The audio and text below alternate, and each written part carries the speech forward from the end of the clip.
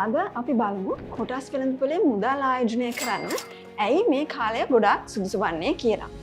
ඕගොල්ලෝ දන්නවා 2022 තිබ්බ ආර්ථික අර්බුදයෙන් පස්සේ දැන් ලංකාවේ ආර්ථිකය ගොඩාක් ස්ථායී මට්ටමකට තමයි ඇවිල්ලා තියෙන්නේ. අපිට තවත් වැදගත් හේතුවක් තියෙනවා කොටස් වෙළඳපොළ වෙත අවධානය යොමු කරන්න. හැබැයි කොටස් වෙළඳපොලේ කොටස් මිලදීගෙන විකුණන ලැබෙන ප්‍රතිලාභය සම්පූර්ණයෙන්ම බදු බරෙන් නිදහස්. හරි. එතකොට දැන් ඔයාලට හිතෙන්න පුළුවන් මේ ඔක්කොම හොඳයි. හැබැයි මට කොටස් වෙළඳපොලේ ආයෝජනය කරන්න දැනුමක් නැත්නම් මට හරි කොටස තෝරා ගන්න දැනුමක් නැත්නම් මම මොකද කරන්න කියලා. ඒකට තමයි NDB Wealth එකේ අපි ඔබට සහාය වන්න ඉන්නේ. අපේ තියෙනවා ඒකබාර අරමුදලක්. ඒ කියන්නේ equity unit trust fund එකක් NDB Wealth growth fund එක කියලා. දැනුම හා පළපුරුද්ද තියෙන අරමුදල් කළමනාකරුවන් ඔබ වෙනුවෙන් මේ මුදල් ආයෝජනය කරන කොටස් වෙළඳපොලේ. රුපියල් 10000ක් වෙන ඉතා සුළු මුදලකින් ඔබට මේකේ ආයෝජනය පටන් ගන්න පුළුවන්.